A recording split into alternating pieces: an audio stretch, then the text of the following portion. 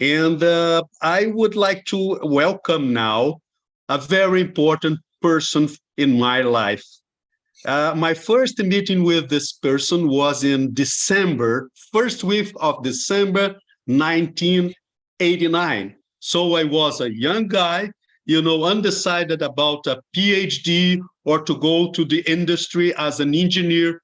And so my mother gave me a clipping of a newspaper which announced an Ashoka coming to Brazil. What does it mean, Ashoka Foundation? My mother said to me, well, somehow it looks like you. And then I made my inscription, and I was interviewed by the selection panel. And in this selection panel of Ashoka, Bill Drayton was there. I remember that he squeezed me for at least 6 hours, filling out a yellow pad that lawyers use in the US. I wonder if this pad is still somewhere, because I'm very curious. And Bill explained it. He was the very first person in my life to explain this oxymoron, a social entrepreneur. And then I did that. I had a long hair by that time. And Bill was the guy for me.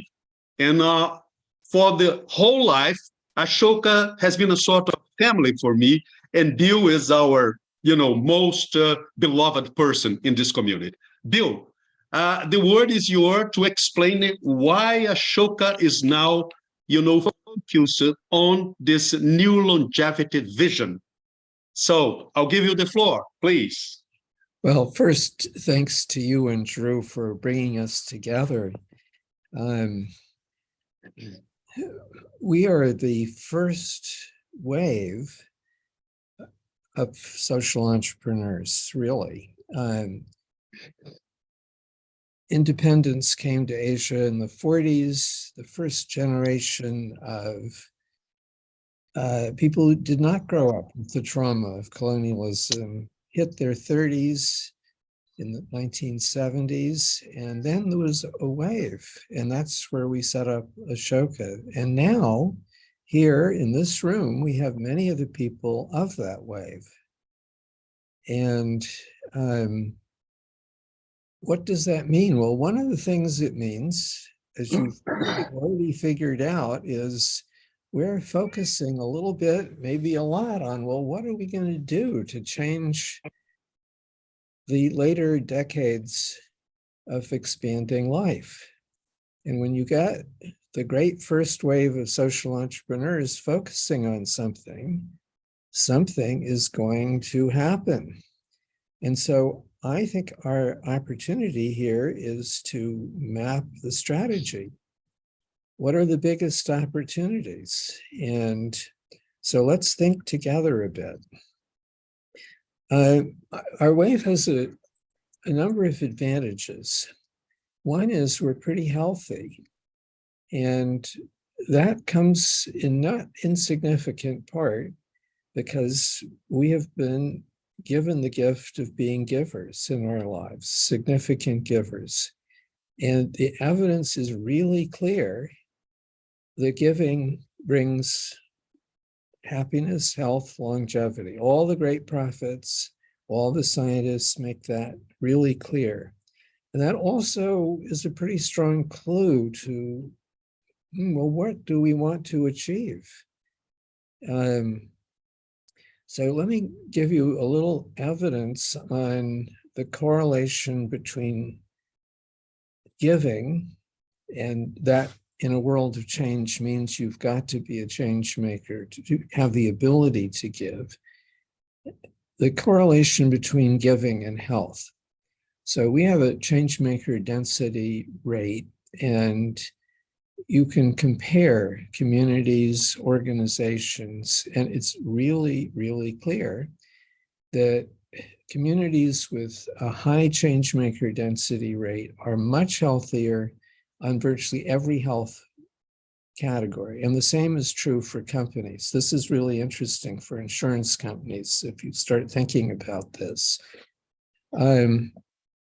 Second, this is an old McKinsey study, but it's really interesting. It's for insurance companies' data. And when you hold prior health, which is easy, and personality, not so easy, constant, and you compare people who retire, usually means they were retired, and those who continue to work, give, those who retire compared to an equivalent die 2 years earlier, and they have 40 to 60% more days of insurance company paid health consequences.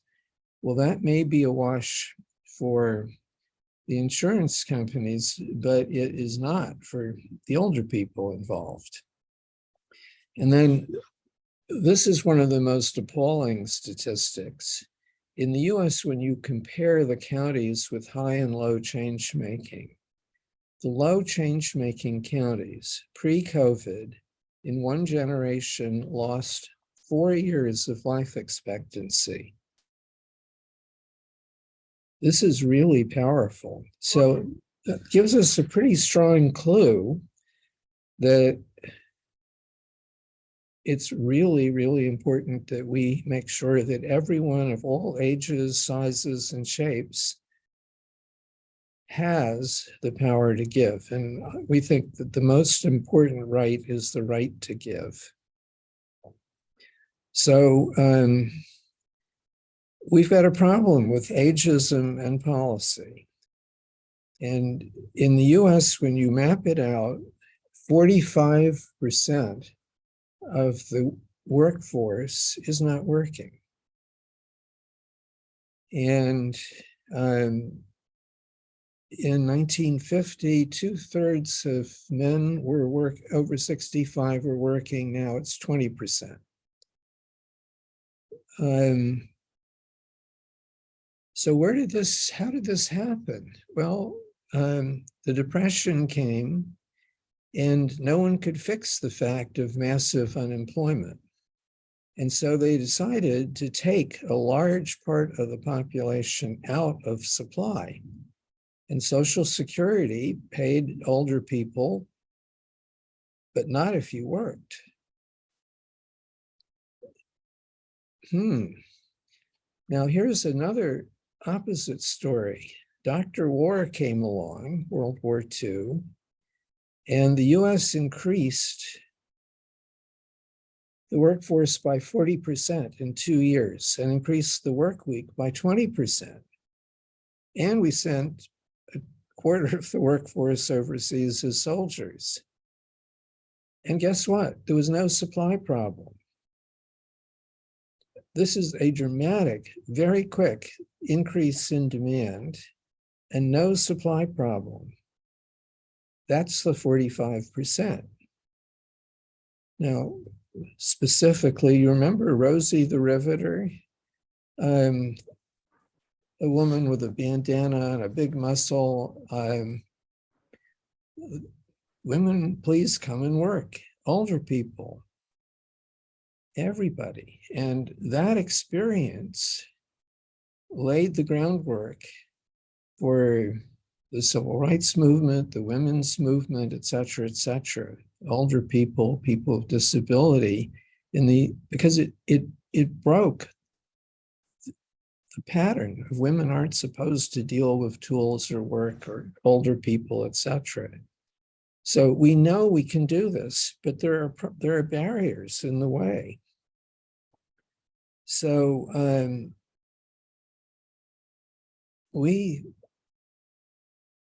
think it's pretty clear that there are 3 areas of life that people contribute. Family, there's the volunteer dimension, and there's work.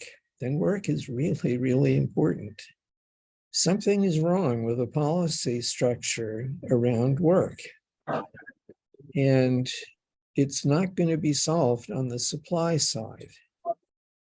If we ask for special programs for older people, we're going to be hurting people with disability, women, young people, immigrants, minorities of all sorts.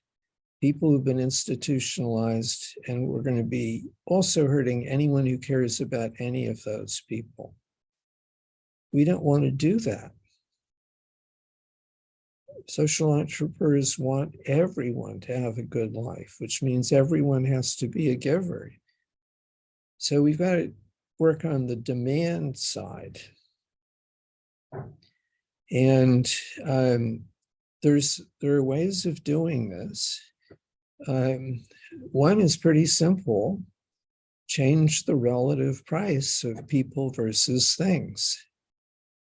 So one of the things that happened when we started Social Security, we started payroll taxes. And they went from almost invisible to being either the biggest or the second biggest with income tax source of income for the government. And that's the US, which, and you know, the figures are much higher in continental Europe and even higher in Brazil. And the consequences are obvious. So what if you took those taxes off and put taxes on things? So in the US, you reduce the cost of hiring people by 17%, and budget neutral, you increase the price of things by 12 or 13%, and you have a 30% relative price shift. That's worth about 45 to 50 million permanent full-time jobs. And it's okay politically because no one's choosing winners or losers. There's no bureaucracy involved. And look at the political coalition. Older people, people with disability, women, young people, that whole list. This is central for each of those groups. That's a political coalition. And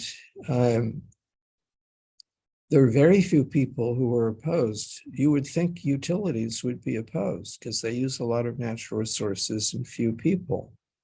But one of the things that happens when you put 45% of the workforce no longer being a costly dependency, but into production, is the growth rate goes up. Well, if you have fixed assets and the growth rate goes up, you have pricing power. So they like that. So you look at this, this is really interesting. But what's the barrier? This is a framework change. And this is something that we, the people in this room, are really good at. We could make this happen.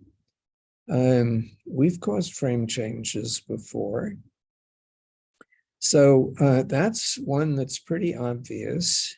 There's a whole series of others, and I think that the challenge that I want to put to all of us, let's do what we're really good at and think of what are the most powerful tools of making sure that everyone has the right to give.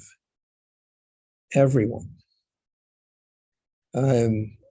So just to give you an example, and this is an idea that actually Bill Bradley, when he was running for president in the US, we were working with him. He was the head of the Senate Finance Committee at the time, which was why we were working with him. He added a key element to this one.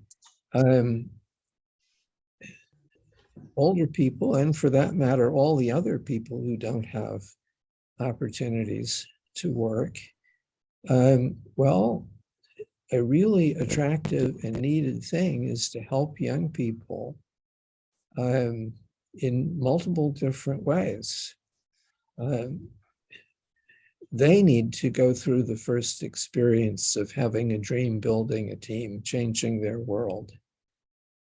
They may need help with math. Well, this is a role that anyone can do. And so why not tear down some of the barriers and make this again something that people, oh, that's a real possibility. I could do that. This is, again, it's hard to see who would be opposed to this, so politically good.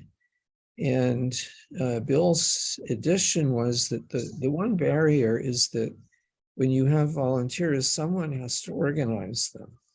And so the idea was you say, we're not going to tax this activity, no income tax, no sales taxes, etc.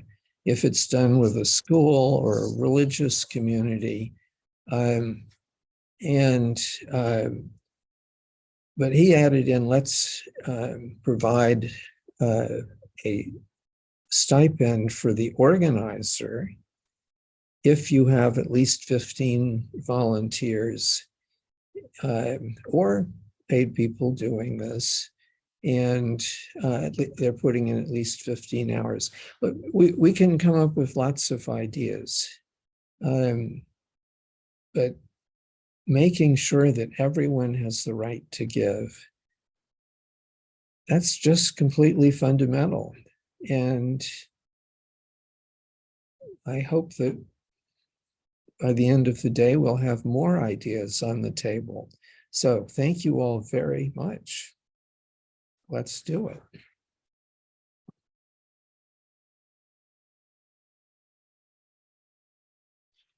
Thank you very much, Bill. You are always inspiring. It's always good to hear you. And I hope you can stay with us. I know that your schedule is very busy.